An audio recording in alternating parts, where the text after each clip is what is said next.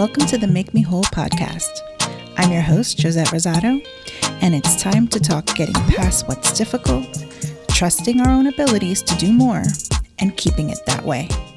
Shakespeare says, "What bitter thing it is to look into happiness through another man's eyes." Why is it that we compare ourselves? Actually, it's not a choice, and honestly, we're always going to do it. The idea is that we have a choice to be aware of how we're feeling and how we're going to let it affect us. There is this part of our human nature to be from one side of the competition and try to fit in and stand out at the same time. We oftentimes want to be better than anyone else. And even though comparing ourselves is a normal part of life, you can get some good feedback and find out where you stand among those who you might be similar to. It can also cause issues with our emotions and how we deal with it. According to Brené Brown, I told you we were going to go back to her, the real truth is that anyone and everyone is better than we are at the same place and at the same time. And this is why we have conflict with it. We can't look at ourselves. Comparison oftentimes threatens what we believe is our self-worth, and knowing that we can't control it really bothers us. But to be aware of it and decide what to do with it and how to let it affect you or not is truly the difference. There are some key words when it comes to our comparisons. They're envy, jealousy, resentment, admiration, reverence.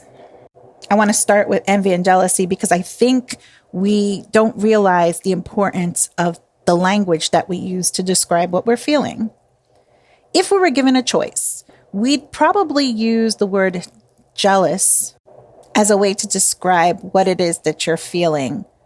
An example would be a coworker comes in with pictures from their latest vacation overseas, and you say to them, "Oh my gosh, I'm so jealous that you were able to go," thinking about the fact that you were not able to do the same. Given the choice, we'd say jealousy as opposed to envy to make it easier.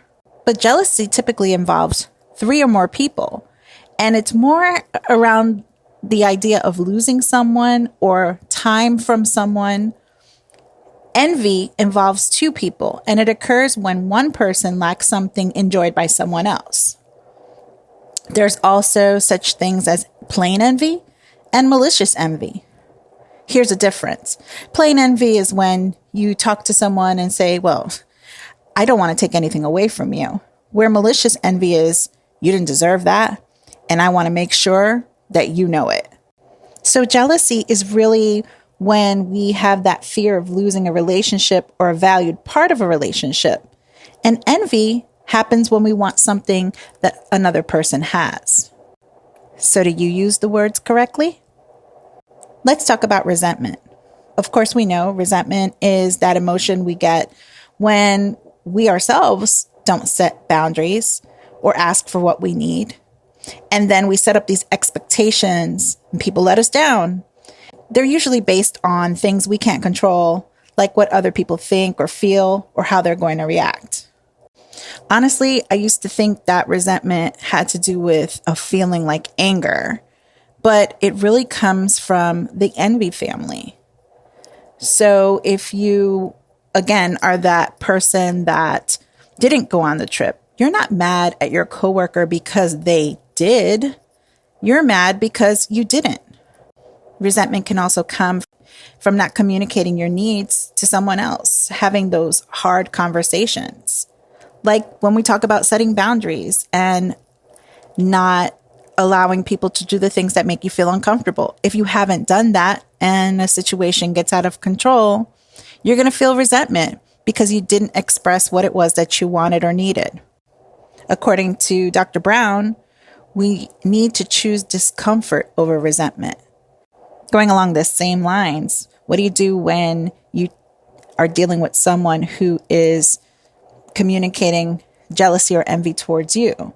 Oftentimes we change ourselves based on other people's needs. We make ourselves small so that the other person can deal with their feelings of jealousy. And honestly, it's really hard to be on the receiving end of that. Again, having those hard conversations and choosing the discomfort over resentment is probably the more healthy thing we can do for ourselves. Let's talk a little bit about admiration and reverence. So we feel admiration when someone's abilities or accomplishments inspire us. Or even we can see it in works of art, museums. If you've ever gone and seen relics or ruins, admiration is a feeling that doesn't make us want to be that person or thing, but it makes us feel powerful and want to do better at what we are doing right now. Reverence or adoration, worship, it's deeper than admiration, and it's usually combined with something connected to something greater than ourselves. The idea of being reverent in a church situation or towards an older family member who is held as an elder. The issue with reverence is when we are raised to be, as I can remember I was growing up in the Catholic Church, we get older and we challenge it, and we challenge what we're not supposed to question. The other place where I think I have most found irreverence to be present is when it comes to older family members. Because sometimes our family members don't always have the best suggestions, and they don't take into account who we are or what our situation is. Usually they make it more complicated. Sometimes the people that we're supposed to revere don't always have our best interests in mind. What's ever been hard for me has been when someone has tried to use the idea of reverence or the reverence that I needed to have for them as a method of control or power. And just like Brené Brown, I truly believe that anything that demands reverence is needing to have the ability to be challenged or questioned. Because if it isn't, then how is that okay? See, when we only consider things having to fall into that expectation of physical reverence, our people pleaser filter comes on, and it's like a performative admiration that we have to do. We're supposed to do this. You're supposed to respect your elders. You're supposed to respect your parish priest. You're supposed to respect the clergy. But living in our truth is where we put our own needs over the expectation of this performed admiration. If it's not in my spirit, I'm not going to do it.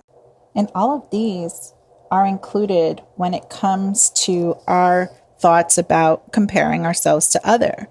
You know, the idea of keeping up with the Joneses, it's going to keep us unhappy because we're chasing an illusion.